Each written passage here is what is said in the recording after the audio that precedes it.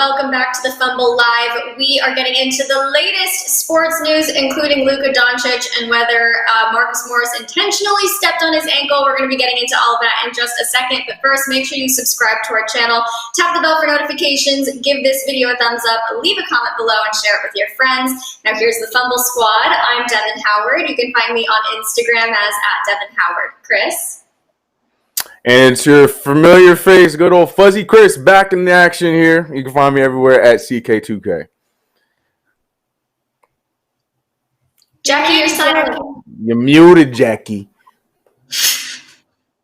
Okay, that's Jackie. I'm not. On Instagram. I'm not muted.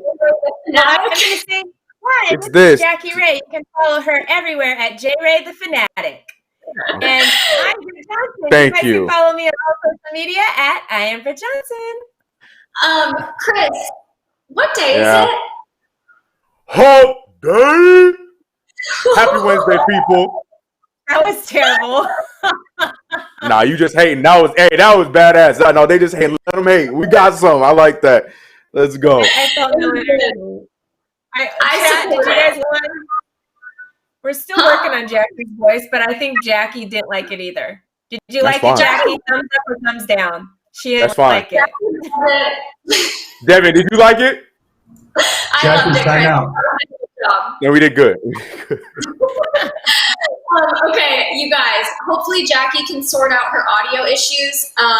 But in the meantime, listen up while I tell you everything that went down with LUKA and Marcus. So versus Mavs game after a made basket by the Clippers early in the third quarter, it looked as though Marcus Morris intentionally stepped on LUKA's injured left ankle. We're going to roll the clip for you right now so you guys can see it. I have it, I'm showing it from two different angles because in one angle it doesn't look like it was intentional, but then in another it kind of does look intentional. So Leo, can you throw up that first clip for us? So here it is top down, and you know, I can see why some people would believe Marcus tried to step on LUKA's ankle or his Achilles heel, both in the literal and figurative sense of the word.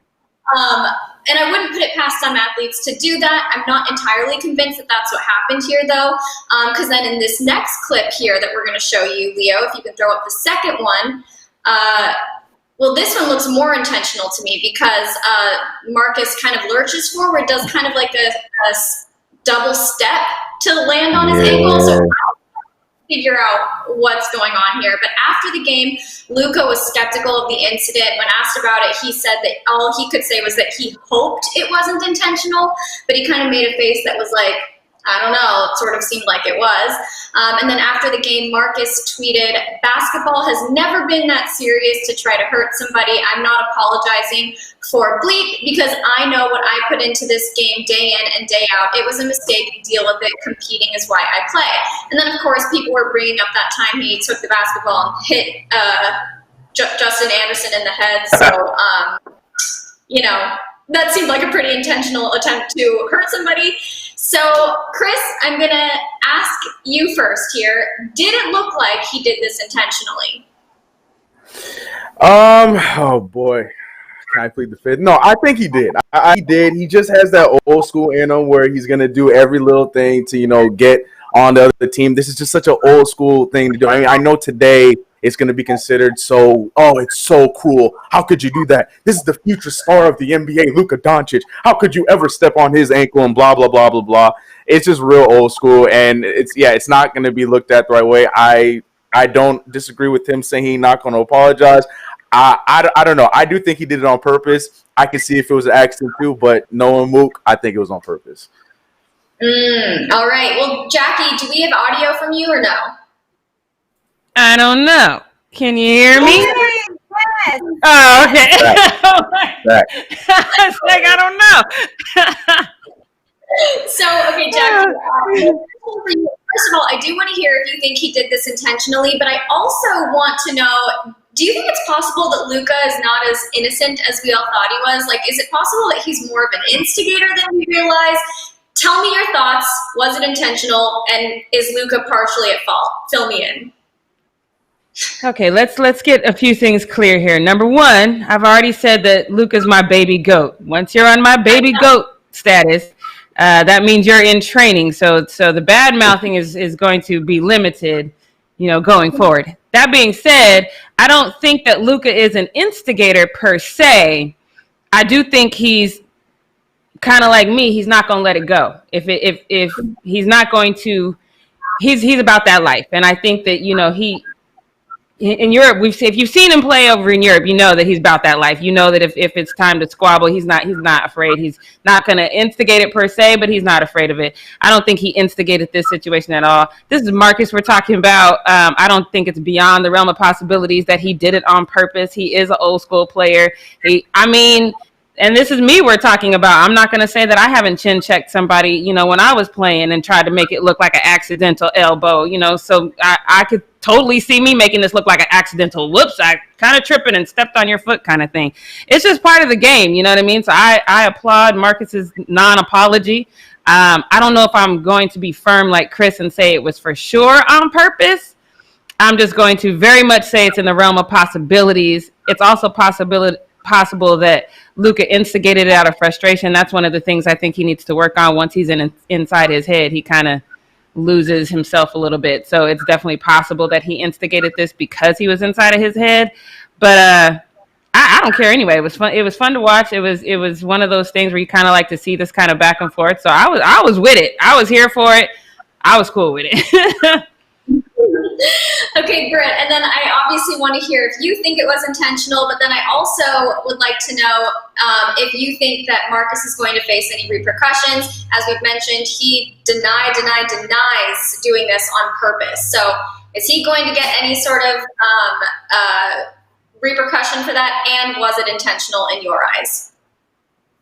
No, nothing's going to happen to him because of it, because it's not for sure that it was intentional. It's not a clear cut, whatever. He was running to go defend the guy that he's supposed to be defending in that moment, who was running towards the ball that was getting inbounded. So that's what happens. Like, I don't know if it was intentional or not. I would lean more to the side that it wasn't, just because the Clippers didn't need him to be hurt in that moment. The Clippers were playing amazing the whole game. Shortly after this time, early in the fourth quarter, both Paul George and Kawhi set for the rest of the game. So the Clippers were already doing so well in that moment. I don't think the moment was needed. I could see if maybe in one of these other games that the Mavs ended up winning, if he did that in the same kind of capacity, like, oh, well, you're trying to do this so we could win the game, but we're going to win the game. And they already had so much momentum and stuff. I don't see Marcus doing that in that situation because he didn't need to do it. Mm-hmm. Yeah. All right. Well, for those of you chiming in the chat, let us know if you think it was intentional. I want to hear all your thoughts on all of that. But now let's move into the second need to know news story. So Kendrick Perkins believes Anthony Davis will be out for blood after losing the 2020 Defensive Player of the Year award to Giannis. So AD was a finalist for the award, and a lot of Lakers fans think that he deserved to win. Kendrick Perkins tweeted, quote, "Congratulations to Giannis on getting the Defensive Player of the Year. On the other hand, watch out for a pissed off AD because he got robbed. Some media people getting caught up into those deep statistical numbers instead of evaluating with the eye test. Carry on." So the Lakers have the third best scoring defense in the NBA this season. So Jackie, obviously going to you first on this one. Did AD deserve this award? I hate these kinds of questions because it always falls on like who you kind of like, you know what I mean? I literally hate these kinds of questions. I'm not mad that Giannis got it, to be honest with you. I'm not mad. I think he's only like the fifth player. He's like fifth player in history to get the MVP one year and then Defensive Player of the Year the next, which is dope. So I'm not mad at him for getting it. AD's definitely deserving of being in the conversation. I think what bothers me more about this topic is AD's out for blood. Like, if you ain't out for blood because we trying to win this damn chip, I don't know that part kind of bothers me. Dame got everybody thinking that, you say something wrong, you rob them, that all of a sudden it's going to be like AD train, Dame train. Like that's, I don't know. Like the train should have been LeBron's getting old. We trying to win. That should be the train. So I don't know. We'll see how this works. I hope there's an AD train, but I mean, I don't have an opinion on whether or not he should have won it. I'm not mad that Giannis did. I could see why AD'd be in the conversation as well. So I hate those kinds of conversations. Britt, how do you feel about Giannis being named Defensive Player of the Year? Well, if you guys watched we do evergreen kind of stories on Sundays, and one of them I talked about who my pick was for Defensive Player of the Year. And I said I thought Giannis was most likely to win because he is first in defensive rebounds this season. He was second in defensive rebounding percentage. He also is one of the best ball defenders on the perimeter. If you are looking for a whole what an NBA defender should look like, it is Giannis. And to be fair, Anthony Davis, unfortunately, actually only averaged 9.4 rebounds, which is his worst since his rookie season. And he only had 2.4 blocks, which is just consistent with what he does every single year. So he didn't even have, compared to his own stats and his own, look of the game, what he normally looks like, he didn't have a great season, and he's never won before. So I didn't see this year being the year that he would win. I feel like maybe he was robbed in other seasons past, when he did have a better season, but I don't think that he was robbed this year at all. And to Jackie's point with, winning a NBA MVP and then a Defensive Player of the Year, if he actually wins both, because we all know he's up for NBA MVP this year, he's going to just join Michael Jordan and Hakeem Olajuwon to be the only two players, or now he'll be the player in NBA history to win both in the same season if he wins it this year for NBA MVP. Obviously, he's been my favorite. I know other people have either LeBron James or James Harden winning it, but I think it'd be crazy to see him win both because he will be joining a very small group of only two other athletes to ever do that. But I was not surprised at all that Giannis won. I thought, honestly, Rudy Gobert could have won because I thought Rudy Gobert had a pretty good season. And he's won the last 2 years. Rudy Gobert would have been the first player to win 3 consecutive or 3 ever Defensive Player of the Year awards. So that would have been pretty awesome. And I thought he had a great year. So if anything, I was surprised Rudy Gobert didn't win, but I wasn't surprised Anthony Davis did because he was my third person in that running anyway. Sometimes I wonder if it's school though, where they try to get they try to pass it around, make sure everybody, you know what I mean? Because I could see Rudy in that. But then when you think about James Harden not getting, MVP last year, he was definitely robbed of that. So are they going to try to make that up this year and give it to him? I mean, I don't know. The way this whole thing. Same with Kobe giving it to Steve Nash over Kobe Bryant. Right. And stuff like that. I mean, it's not a okay, let me just put my. Yeah. Right. If people put their blinders on and just look at the numbers and just look at the play, then sometimes the pick is a little obvious. But when you're talking about James Harden's not that liked, he's not a well-liked guy, then all of a sudden it makes sense why he didn't get MVP last year. So I don't know. I'm not a big fan of these conversations.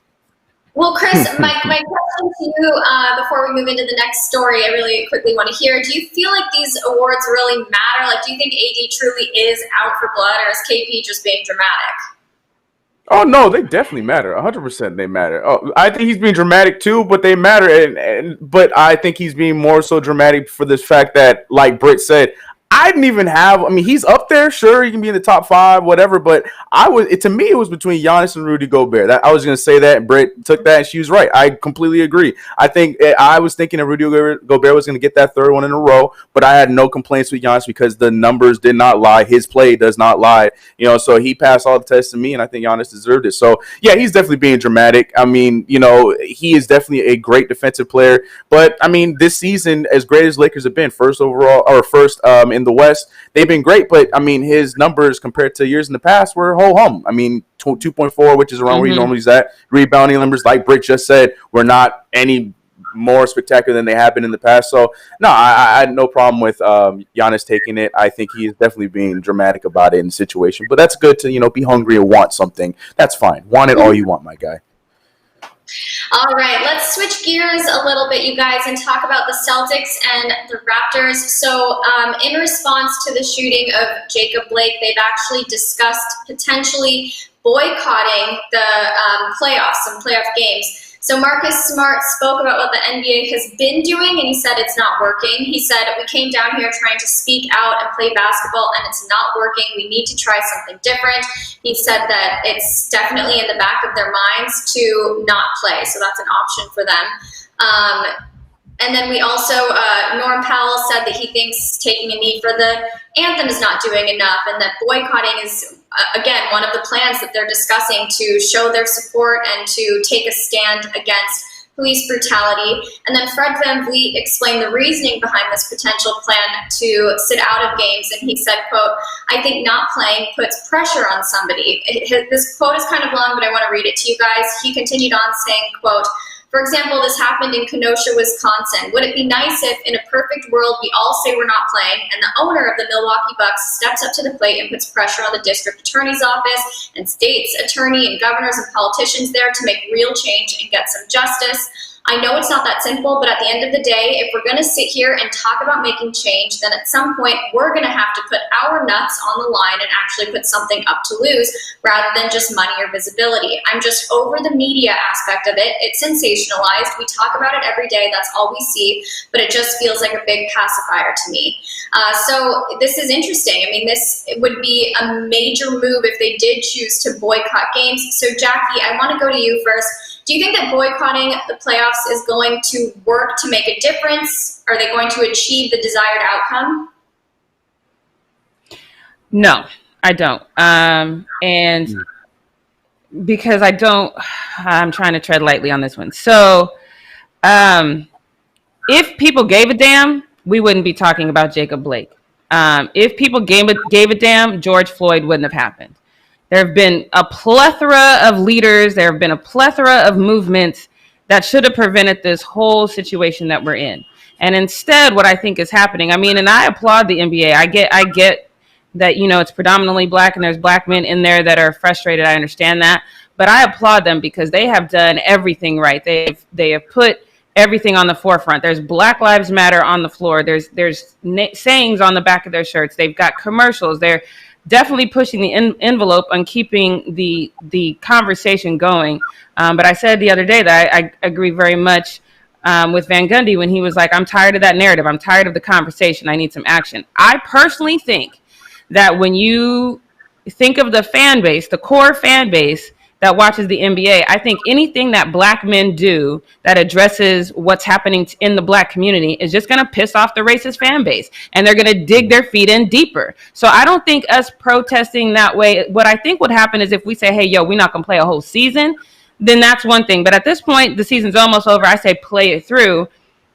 And trust me, you know, before the season starts again, there's going to be at least 2 or 3 more reasons to say, hey, we need to boycott something, because that's the nation we live in. It's going to happen again. This country was founded on racism, and it hasn't deviated from that. So this outward showing by black men who are rich and probably richer than middle America, which is completely racist, is pissing them off, and they're digging their feet in deeper. And I think to some extent it might be making it worse, because now they're, you know, like I said the other day, I was expecting the outpouring for Donovan Mitchell, and it was quite the opposite. I didn't see one, and I scrolled. I was scrolling again this morning because I was upset when I saw Jacob Blake's sister say that she didn't even cry for her brother because she's so used to seeing it, and she's cried for so many black men before him that she can't even cry anymore. I didn't even sleep last night thinking about it, and I personally am tired, and I don't think that anything we've done is going to change. And I think at some point black people need to understand that we are all we got, and we've got to stick together and be the change in our own community, because it's not going to happen anywhere else. So, Britt, piggybacking off of what Jackie just said about what the NBA has been doing to show their support and shed light on Black Lives Matter and victims of police brutality, do you feel that it's time for athletes to take social justice issues to the next level, or do you think they're doing enough already inside the bubble? I think whatever they feel in their heart to do is what they need to do in different situations. Not everybody is going to be, you know, the next mayor that's going to do something, or the next whatever protester that's going to stand in the front and let police shoot them down to death, or whatever the case is. Like, everybody has a different role in this, and whatever personally that athlete is thinking is their role or what they need to do, it's going to happen. Like, I've always said, like, protesting and whatever the media kind of stuff, the interviews and stuff, that's just the PR of a movement, you know, that has nothing to do with the actual change that's going to happen. It just is like, okay, let's get people talking about this. Let's get whatever dialogue happening. And then from there, then we need to come together and then decide a point, what's our next action move, you know, but the protesting and whatever Fred's right. It's just the PR stuff of it. That's all it is, correct. You know, and then what has lacked, I believe, in just this whole, movements that we have had that in the last, 10 years, whatever you want to say, 5-10 years, is there hasn't been like a Malcolm X or a Dr. Martin Luther King Jr. that said, okay, we got their attention now here's the steps of what we do. We haven't had that. We just keep getting people's attention, but then when they're like, okay, like you kind of have our attention now because something's happening, but then we don't have an action plan for that moment. So if they want to come up with an action plan and they think that that is the thing that's going to be the next step as far as like, you know, having the Milwaukee Bucks owner do something that is actually kind of big, because whoever the owner is a really rich man. So obviously if you're getting the rich guys to be like, okay, hey, district attorney, you got to do this, that, and the third, they listen more to those people because they are really rich men, and they probably run. Wisconsin is not a big state. They probably do run that whole entire state. They probably have a bunch of political ties.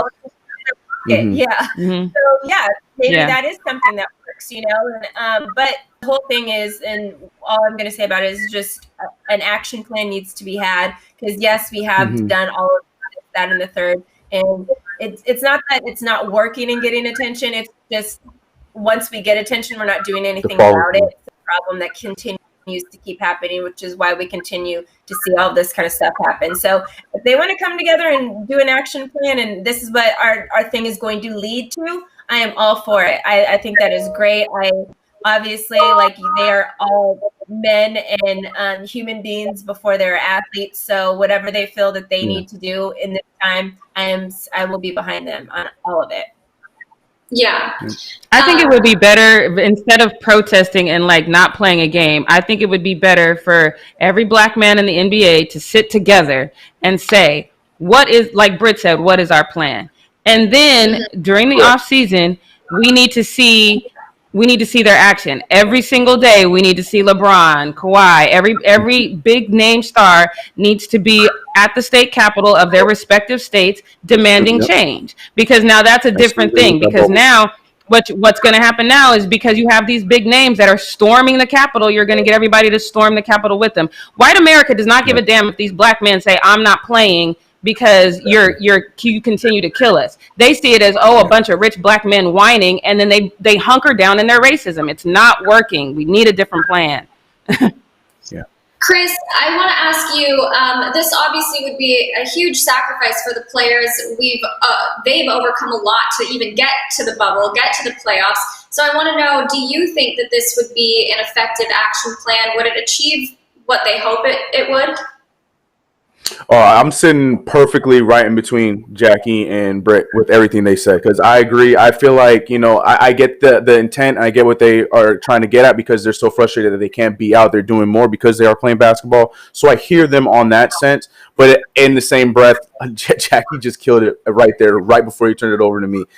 All them stopping plays going to do is just going to give all the haters and all the people that are going to be listened to on social media or even in the mainstream media, that's just going to give them more fuel to the fire rather than any kind of push to make the change that they're trying to do. And I feel like, and then like I said, is why I'm sitting in between, because then Britt also brings in the best point too, where the attention has been brought. People are talking about it. It's on the damn court at this point. It's, you know, Black Lives Matter is on the court. It's on the jerseys. Attention is there. But then what are we doing about where's the follow through? We talking about basketball. You take the shot ain't gonna go in if you ain't gonna follow through on the jump shot. And that's the part that's being missed out right now. So like I said, I'm nestled in perfectly right between Jackie and Britt, because I think spending any We'll keep you time, safe. or you guys are right. But no, seriously, like taking any time to skip any games, I feel like at this point it's just going to fall to deaf ears. It's just going to add fuel to that fire. And as soon as they're out of this bubble, that's the time that I understand they have such a limited time before this season, the next season. LeBron James has this initiative that's going on right now, and I would expect him to completely follow through with that. And like Jackie said, go to the hall and say something. Be about it. Show your actions, and like we said, get a plan that we can actually follow through with. And I feel like that's the most important part. And Fred VanVleet too. Shout out to him for being brave enough to say what he said, because everything, like, he's right. It's been cool. It's been cool that the NBA is allowing the players to do this, say what they want to say, but it's come to a point where it's all now like a decoration, and it's just a thing that we're doing to help the people watching the sport be happy, like, oh, the NBA cares kind of thing, and it's trying to turn into that. And I'm glad Fred VanVleet had no fear saying that, because he's very, very true with that statement. Well, the teams will be discussing this, having conversations about this plan, so I'm sure we'll be hearing more about this later today, maybe tomorrow. It'll be interesting to see what happens and what the outcome is on all of that. But on that note, you guys, that wraps up Need to Know News. So Chris, tell us what's going on in the world of social media. Yes, ladies and gentlemen, I need you guys to go get your defogging machines, because it's time for the Fuzzy Post-Up with your boy, Chris. I don't know what's going on, guys, but we had 2 strong days. It's been great, but you know what? I'm back in the fuzz, and here we are. So, yes, if you're looking closely, like, is that Chris? Yes, it's me. Just, stay with me. But starting off, we had the Clippers put down the smackdown on the Mavericks last night, but there was still a way. The Clippers not even the Clippers. I'm putting this all on Reggie Jackson. Reggie Jackson still found a way to make an oops in such a great game that was produced by the Los Angeles Clippers. And the fact that Kawhi Leonard called him out on his crap is just the most it just adds to the legend of Kawhi Leonard, because after this amazing play, in my opinion, one of the plays of the entire game, where he has a one-handed block steal on Boban Marjanovic, he then trusts his teammate Reggie Jackson, as you see, to lay it up, and he does that madness. The hell happened? And he even called him out and said, "I did not give you the ball to do that ish." And it's fact. Look, that's the play of the game right there. That man block steal. It was like, look at this transition 3 right here. Reggie said, I can't do it. Here we go. I don't know how to limp. Oh, turnover. Okay, take the ball back. It's just like, it's insane. And the fact that Kawhi calls him right out, I love that. So shout out to Kawhi for that. But man, Reggie Jackson, man, y'all had such a great game, and you managed to find a way to get a low light here on Post Up. But regardless, shout out to Kawhi. He was really, but sticking to that same game, Luka Doncic. The question was asked by Devin earlier: is Luka Doncic not the good boy that everybody thinks that he is? Because we have Patrick Beverley just being on brand. He didn't play in the game. What was that? Game 5, game 4, game 5. He didn't play in Game 5. It was game 5. Yeah, he didn't play in game 5 yet again with the same injury, but his presence was definitely there, because he was talking up a storm, as you'd expect from Patrick Beverley. So much to the point that Luka Doncic, that you see right here, he's there talking. Luka Doncic was at the free throw line, and he had his 2 free throws. And Luka Doncic, he wants all the smoke. He looked right at Patrick Beverley, and he gave him the talk emotion with his hand. I mean, it doesn't really matter, because I think this is the closest y'all get in the entire game, Luka. But it's all good. I understand it. Keep the swag with it. I get you. But Patrick Beverley, man, that dude does not need to be on the court to get his damn job done, because he's gonna be in your head, whether he is in a uniform or whether he's in his street clothes. Patrick Beverley's in your head, and we saw that moment right there. So it's okay, Don Luka. It's only your second year. You're gonna get used to it. Oh man, this next one, Shaquille O'Neal, man. Oh, so we talked about the Defensive Player of the Year, Giannis Antetokounmpo. Now, he got the award. They had a whole cool celebration on Inside the NBA, where Mike Budenholzer presented him with the award. Brooke Lopez was there with him, handed him the award, all kinds of stuff. And then it got to the portion when Giannis was talking to the Inside the NBA cast, and Shaquille O'Neal, who just loves to think outside the box, he decided that he is going to flex his Greek muscles by trying to congratulate Giannis in Greek. Yeah, it's not great. It's not great. Here's that video.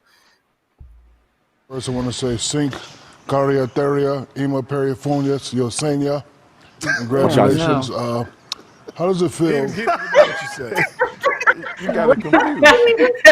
Did you understand my Greek, brother? No. Yeah, I did a little bit. He's trying to be nice about it. But yeah, so you're saying that the only word he could take away from it was congratulations. But Giannis trying to be the nice guy he is about the situation. But no, Shaq, for a second there, I was like, why is Shaq speaking Spanish to Giannis? Like, does he not know Giannis? Right. Because he said, I was like, that does not sound like Greek. Like, I don't know what Shaq's going on, but shout out to Giannis for trying so hard. He was trying to stay with him. He's like, oh, yeah, I don't know what you're saying. I think you said congratulations. I don't know. But the moment there. But while Shaq was sitting there butchering poor Giannis's native language, we had his adorable son who was back home with mama watching his dad get the Defensive Player of the Year award. And this picture is adorable. Like, that picture is cool. You can see that he's there talking. Little man is there paying attention. And on top of that, Mariah, his girl, she posted a tweet saying, he loves his daddy. Hard work and perseverance definitely pays off. You deserve this one, baby. Defensive Player of the Year. We love you. I love that. That's a dope moment for them. And yeah, like we talked about earlier, I'm perfectly fine with him getting that award. Definitely deserved. I thought it was going to be Rudy, but I have no complaints with Giannis. So yes, definitely was deserved. And Lil Man approves as well. Excuse me, as well. Now, this was something I'm so glad that we get to show. I don't even want to intro this too much because Doc hit the nail on the head. There's nothing else I could say to add on to what Doc had to say because it's a 2-minute clip, so obviously I can't play the entire thing, but I do want to play the beginning of it because Doc no one else could have said it better than he said it in that moment with the situation that he's being dealt with. He was dealt with. He was talking about the. I'm trying to find the right adjective because I don't, he's talking about the idiotic, stupid shooting. That's the nice words I'm going to use for right now. That happened to Jacob Blake that left him paralyzed from the waist down. And he gave his, I wouldn't say 2 cents. He gave his whole damn dollar on how the whole situation is being handled because he also mentioned the Republican convention, how they talked about, that they use the magic word fear because we should be so worried because of this uprising from the so scary black people and whatnot. They didn't say it in those words, but that's pretty much the gist of what they were trying to get at in the convention. So for Doc Rivers to come in and say what he says, which I'm about to play for you guys right now, I think he killed it. So Doc Rivers, take it away. Convention and they're spewing this fear, right? Like all you hear is Donald Trump and all of them talking about fear. We're the ones getting killed. We're the ones getting shot. We're the ones that we're denied to live in certain communities. We've been hung. We've been shot. And all you do is keep hearing about fear. It's amazing to me why we keep loving this country and this country does not love us back. Yeah, see, I could not say that better than myself. And like I said, I wish I could play the whole 2 minutes because he then goes back to the same sentiment that he was talking about as far as what was being said and what was talked about in that Republican convention, staying around the same lines. And he's like, he continued by even saying, like, I should just be a coach. I'm so often reminded of my color. It's just really sad. We got to do better, but we have to demand better, which goes back to what we were talking about earlier on in the show. Like I said, please just go to Twitter. You just got to put in Doc Rivers and you can find that video anywhere. And I please implore you, if you have not already seen it, go check out that entire thing. But I want to come to you first, Britt Johnson, because that's your coach. And, I'm like I said, I'm pretty sure we all agree with the sentiment that he said there in that interview. Just what were your thoughts? I mean, I watched it. I watched it live. Obviously, I watched the game. We were really excited about the game, and that was Clippers scoring the 154 was the third high to playoff NBA history. And Clippers broke several franchise records, most threes in a game. And then obviously the highest score Clippers ever scored in a game. The original one was 138. So they blew that out of the water. And so for Doc to because Doc said prior to the game starting, he had his pregame interview and he said when he was asked about the Jacob Blake situation, he wanted to wait till after the game to talk about it. And it was worth the wait because he said exactly what he needed to say. It was like a beautiful moment. And right before this moment, if you guys watched the whole thing, he actually was talking about Paul George, who had mentioned his depression and stuff that he was going through, and how kind of the team rallied around Paul George in that moment. They were knocking on Paul George's door leading up to these games or whatever. They were Doc Rivers sat and had deep conversations with Paul George, and he said most of it wasn't really about basketball. It was about what's going on right now. And then that's kind of what transitioned into him talking about this. So like the whole thing was just like beautifully, like, you know, there were so many other, you know, highlights of the game, but like it didn't matter, you know, like Doc was like literally focused on this moment, and he was very somber in how he was speaking on it too, even coming off of an exciting, you know, game 5 and a big win and all these records broke and stuff like that. So it was just like overall, like it just took, and then this was right after Paul George's interview as well. Paul George was interviewed they went to this moment with Doc in the press room. So it was just like the whole thing literally gave me chills, because Paul George just gave me chills as well, you know, just him talking about and being very candid about his situation. So I thought it was beautiful. Doc Rivers he's very eloquently spoken. He does a good job getting his point across. He's learned a lot by yelling at refs and stuff. You know, we see that side of Doc. He's very well spoken. And I thought that was just beautiful to see. I couldn't have put it better. I couldn't even have tried to do it before I said it. Yeah. Yeah, I don't think any of us could, for sure. And yeah, Doc Rivers, and just a great coach and stuff like that. But, you know, just him as a human being and as a person, you know, as a black man, like, you know, Doc Rivers just continues to just, you know, be idle in that sense. But yeah, and I'm glad you brought up the Paul George conversation too, because that was another thing too. I mean, we're probably gonna talk about that later, but yeah, just all kinds of stuff that was handled outside of just basketball and stuff in that game. Clippers, Doc, him, Paul George, everybody, hats off to them to have those conversations, to be candid about those kinds of things. Next up, I want to talk about Lionel Messi, because this is big news. I don't care how often we talk about, so I don't care if you don't watch soccer or football, whatever you want to call it. Lionel Messi yesterday put in the letter to Barcelona saying, yo, guys, there's this little clause on page 85 of my 100-page contract that I signed a few years ago where it says, when I'm ready to bounce, I'm going to bounce. So I would like to activate that clause, please. And now Lionel Messi is about to be on the market, going to what we don't know what club he's going to be going to. But everybody in the world saw this and their eyes lit up. They're like, oh, yo, come to my squad, come to my squad. So much so that it even hit the basketball world where we had this dude, we had Trey come out and tweet out saying, announce Messi now at Washington Wizards. And they did it because they put up Trey Smith. Then they posted this picture from back in the day when Lionel Messi got his own personalized jersey from the Washington Wizards. So before we move on, Messi, whatever you do, don't do it. Just don't pick the Wizards, okay? Don't pick the Knicks, right, Chris? Don't pick the Knicks either. Look, I love you, man, and I don't want to do that to you either. Don't come to us, all right? No. We'll talk about 5 years when hopefully things are a little bit better. But don't do that to you. We'll come to the Knicks.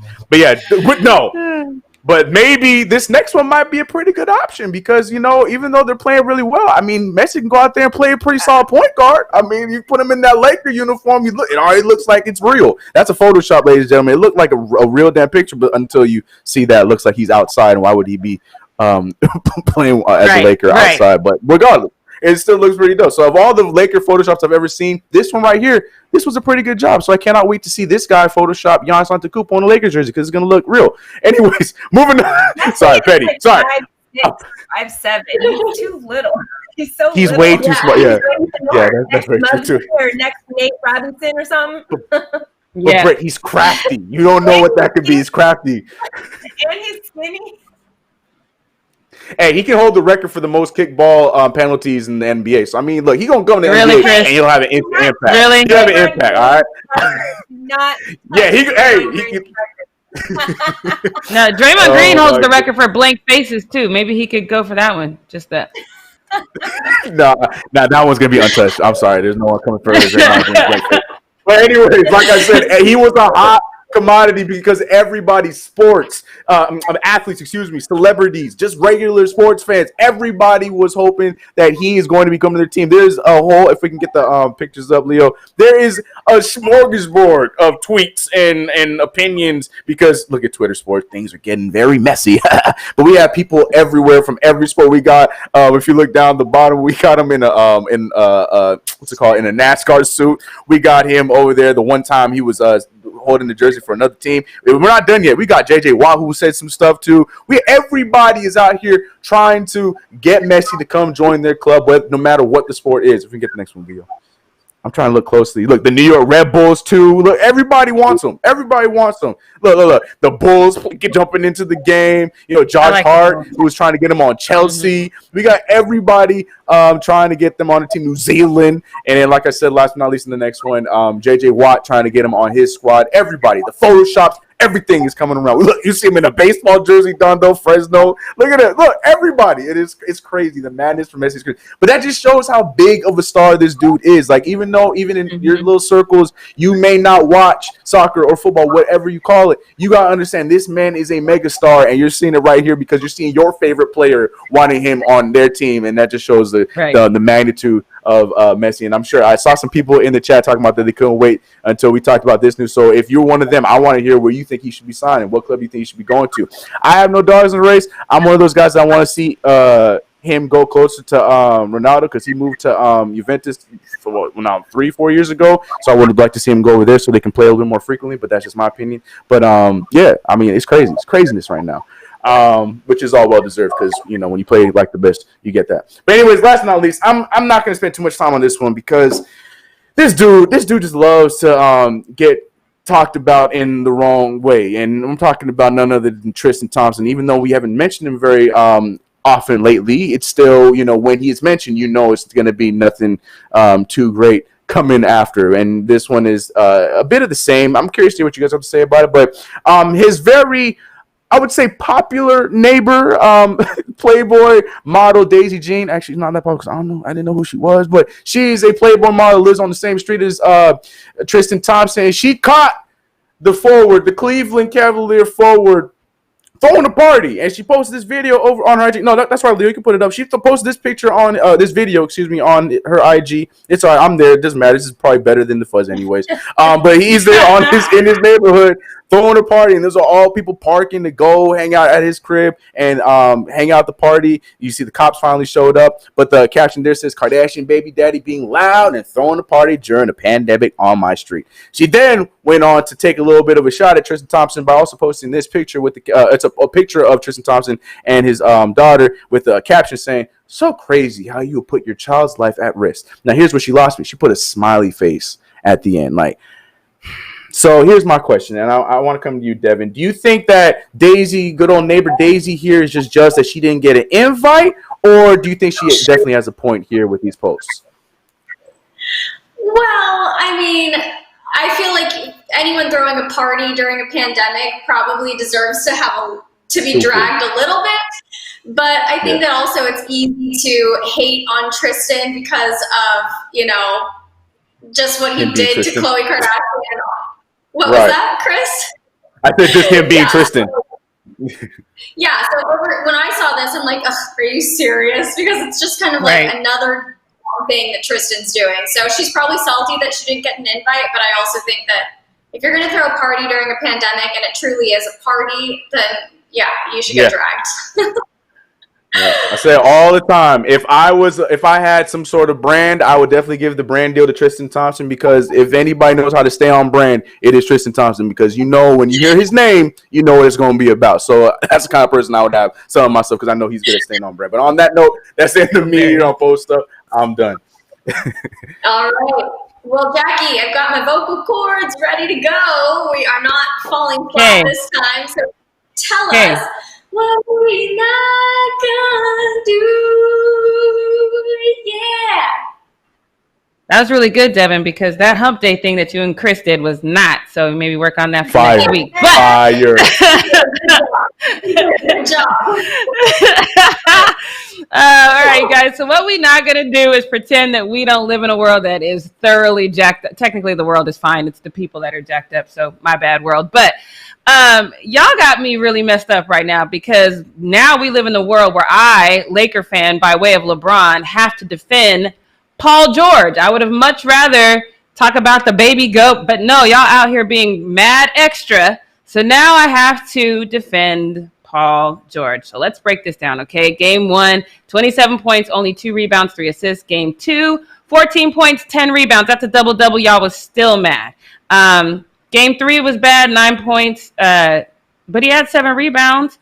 11 points and 9 rebounds. And then game 4 was the one that's really bad, so I'm not even going to talk about it. And then, of course, game 5 was 35 points. But when you consider that 5 games, he only had 1 really bad game. And then he comes out, and, of course, we've already talked about it. He said that he was suffering from depression. And so here's a fun fact. If he was suffering from depression, the fact of the matter is that he was still going down there. He was getting rebounds on the night where he didn't get very many points. He also got more assists that night. So to have to go through that and still play through it, you have bad nights, you guys. It's a game. Sometimes you have an off night. As long as you can produce in other areas, if you're getting rebounds and you're getting assists, like, stand down, y'all. But then when he comes out and he says, hey, you know, I was in a dark place.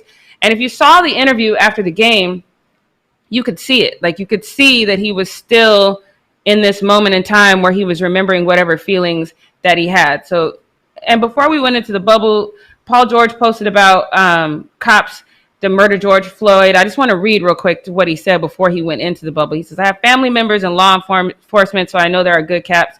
That being said, I don't want to say F the police, but what I will say is F the system. We appreciate all that are standing with us. I've experienced racism more than once as a black man raising 2 daughters. I would hate for them to have to experience it as well. I love you all, but we have to do better. Now that we have the world's attention, let's take the steps forward to bring change. So that's the feeling he has before going into the bubble. Then he goes into the bubble. And I don't care if you guys understand it or not. Every black person on this planet is suffering from some form of PTSD. For some of us, it turns into coonery like it does for Jason Whitlock and Herschel Walker. For me, it manifests itself as straight up anger. And for others, it does manifest itself as depression. And let's be clear, I know it's Disneyland, but it's like prison. It's like a resort prison. You can't get out. Your life is nothing. And especially as black people, and how mental health is such a stigma in our community. We don't talk about it enough. And for him to come out and say this, he needed to be embraced more than anything else.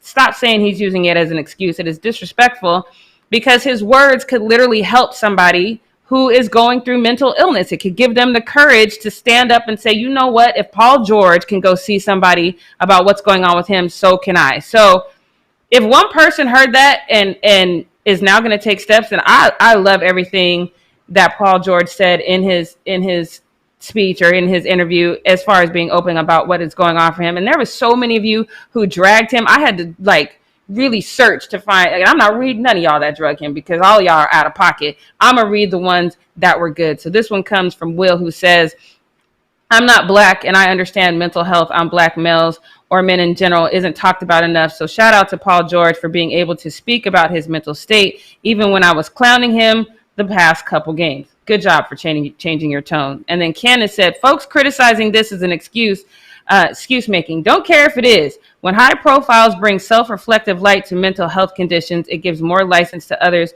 to unashamedly acknowledge their own challenges. Dallas fan here who just became a PG fan. Well said, sir. And Chris Hampton said, I agree. I was sent home from work and had to set up office in my unfurnished basement, and the isolation made my anxiety and depression severe. I feel this and hope he can get better. It's just a game, people. You know what I'm saying? And if he is out there and he's suffering and he is open enough to share it with us, we should be glad that he did. We should take the hint, because some of y'all was leaving comments that I know right now some of y'all need some mental help as well, but we gonna move on. So because I know Britt probably has something to say, but we ran out of time. So I want to get to this next one really quick, because I also don't want to sleep on what my dad taught me as a kid. He used to always tell me that make sure your character can fight for you. If someone says something that is a lie, you need to make sure your character can defend you. Now, I did go to a predominantly white high school, so I know he was saying that for different reasons, but I think that is a message that we can keep across the board, and it's a message that would have really have benefited the Washington football franchise, because here we are with another scandal. A scandal that maybe if they weren't the last team to unwillingly integrate, maybe we wouldn't be so quick to believe it. Maybe if they didn't hold on to this racist name forever, or maybe if there weren't 15 females and 2 journalists who said they were, sexually harassed or whatever, had verbal abuse, maybe we wouldn't think so negatively of the Washington franchise. But all of the above are true. So now there are cheerleaders who said back in 2008 they were doing their bikini, calendar or whatever. During that time, there was someone there taking a video that they were really comfortable with, so they were okay when they had wardrobe malfunctions that led to, wardrobe malfunctions. Y'all know what I'm trying to say. But those wardrobe malfunctions made it on to they were set to classic rock as a 10-minute video that featured moments where they were basically naked, and those were called the good bits. The Washington Post actually obtained a copy of said video. I know y'all want to see it, but not here. Go search for it somewhere else. But they obtained a copy of not only that video, but another video that was done in the Dominican Republic in 2010. Both include what Larry Michael, he was then the team's lead broadcaster and senior vice president. Like I said, he referred to those as the good bits, which literally were just like boob shots, naked boob shots, but it also featured close-up shots of the pubic area that were just covered by gold body paint. So, and another former broadcaster producer of the team says that those tapes were all compiled together and given for executive meetings. So apparently they were watching these tapes in executive meetings. And then the photographer also said that he had to compile them and give one specifically to Dan Schneider. So the Washington Post did reach out to the Washington PR firm and their lawyers for comment. Both said that they needed more time to investigate. They have not responded. It's been days. So Leo, if you could really quick, can we put the entire Fumble squad up real quick, because I just want to see, is there anyone who believes that there is a shot in hell that this did not happen? Okay, that's what I thought. Okay. All right, so that's all I got for what we not gonna do. See, if they had a better reputation, maybe we would buy it, but they don't. So Chris, are you ready? Because it is time for Brit's Takes. Brit's Takes. All right, we're going to continue talking about football, but another franchise, the Detroit Lions, yesterday, immediately following our live, announced they were canceling practice to protest the shooting of yet another unarmed black man in Kenosha, Wisconsin. We all know Jacob Blake. Right now, we know that he is now paralyzed from the waist down.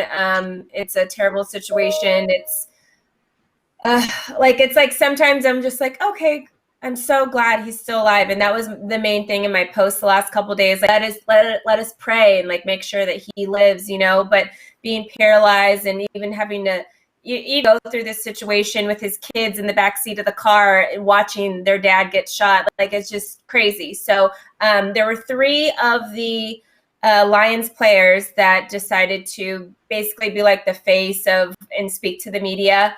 And it was Deron Harmon, Trey Flowers, and Taylor Decker.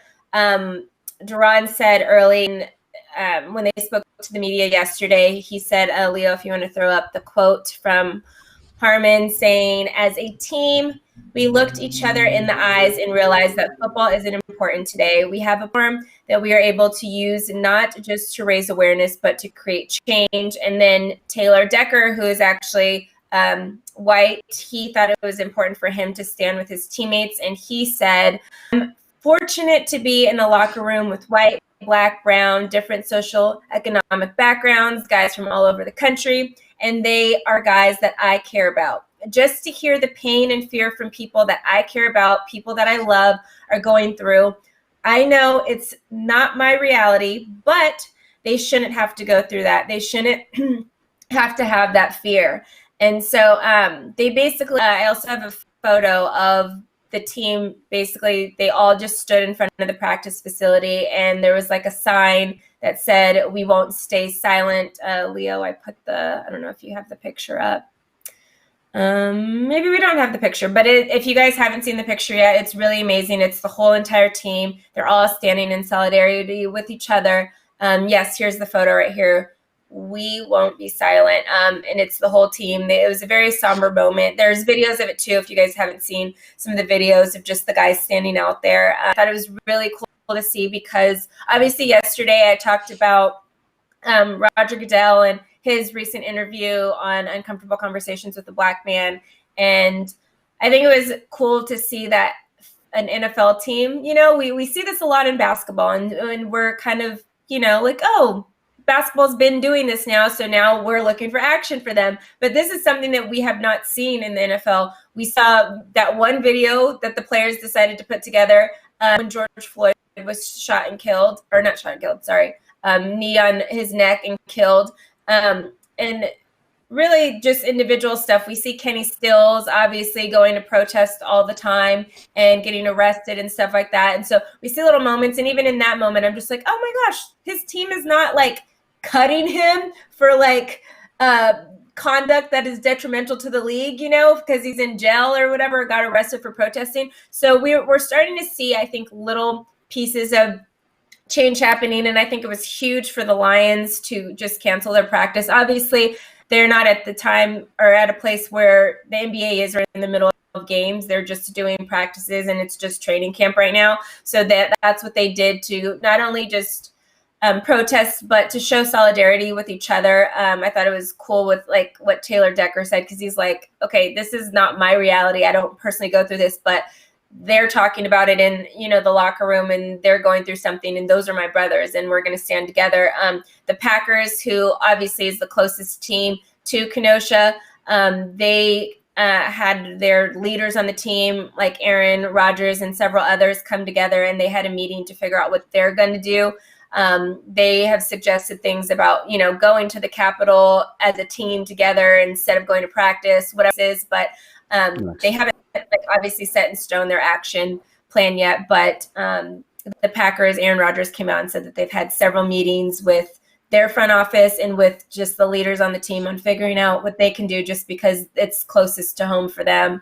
And I wanted to say, so my take here is change, I believe, is not something that's going to happen overnight. It's definitely a process. Sometimes, and especially in the case with the NFL, it moves a lot slower than it should, then we need it to happen. But I think this moment right here was very powerful to see that, okay, maybe this is a time where and I've said this before, I don't care if like the super old people like own teams and stuff care to change completely. I don't think, like they always say, you can't teach an old dog new trick. These guys that own teams are really, really old, and I don't expect their on something to change overnight. I don't expect it to change at all, but I do think that it has changed enough now where now players have freedom in the NFL, which didn't happen before. Yes, it's long overdue. Yes, it's moving slower than we expect it to, but to have moments like this where the team can decide, hey, we're not going to practice today. The coach came out and said that he completely agreed with it. He was standing behind the players, didn't care what anybody else thought about it. That's what they're going to do. And obviously, like Jackie spoke earlier, the league, especially football, more so than basketball, the fans are there. It's a huge racist fan base. It's middle of America. Detroit is in Michigan. Michigan has a lot of different situations of racism and whatever. It's the blue collar worker kind of people or whatever. So to have a team like that, yes, Detroit itself has a lot of black people, but Michigan does not do that and stand together. I thought it was beautiful. I think that it's not necessarily always about changing the old people. It's about letting the new people use their voice and use their minds and use what they have to step up and say something. And I think that's one thing that the NFL is finally starting to do. Obviously, the NBA has been doing that and letting their players do that for years. But just 4 years ago, Kaepernick got blackballed from the NFL for just kneeling during a national anthem. So for us to get to this moment, and we have Kenny Stills who's getting arrested for protesting, and we have, the Lions team saying that we are not going to show up at practice today, I think that that's a step in the right direction. And I'm glad to see it. And I was happy to see that these players are really able to, I don't think they didn't have voices before. I don't think they didn't care before, but I think that they felt threatened and they thought they were going to lose their job if they said anything. And now just having the fact that they can actually speak out and actually do something is going to then help us as a movement create more change. And now we have more voices and more superstars that now have an option and an opportunity to use their voice for good and use their platform for good. So overall, I think this is good. Obviously, the NFL has way more players than the NBA does and stuff like that. So if players can come together and do something like this and can continue on, I'll be excited to see whatever the Packers decide to come up with. I know Aaron Rodgers has been very vocal and said stuff about, the police brutality and stuff in recent years. So I'm excited to see what they decide to do because they are the team that is based in Wisconsin. Chris, my question for you is, were you surprised to see the Detroit Lions come together as a team in an impactful way just because it is the NFL? Yeah, no, for many reasons too, and like you just mentioned too, but it being the NFL and having them be able to speak their voice, and you have the coach that's supporting them, and also, yeah, it's a huge surprise. But I would also, you had mentioned earlier that it's not as big because the timing of the season. I would argue that it is a pretty big time because this is a different type of training camp. They only have so many opportunities for a lot of these players to even try and keep their spot on the team, but they know exactly.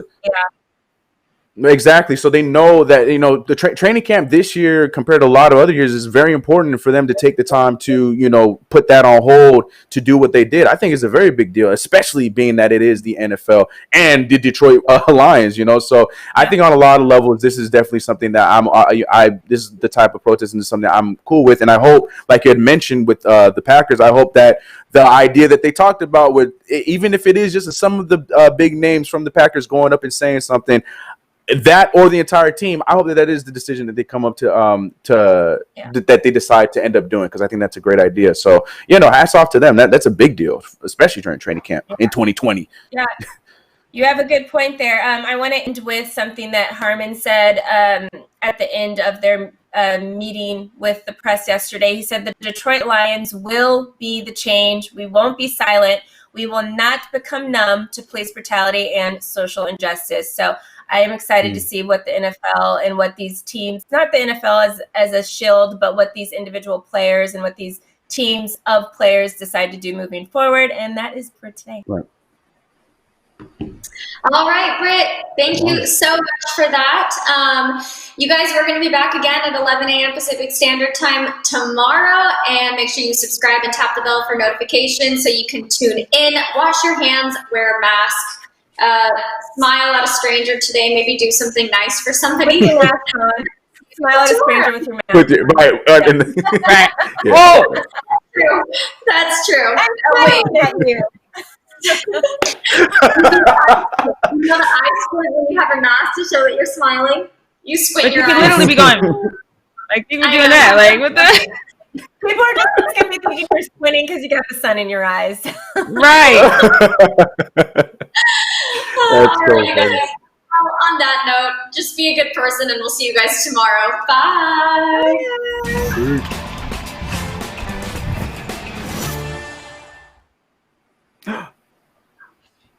Oh, ooh, yeah. Jesse!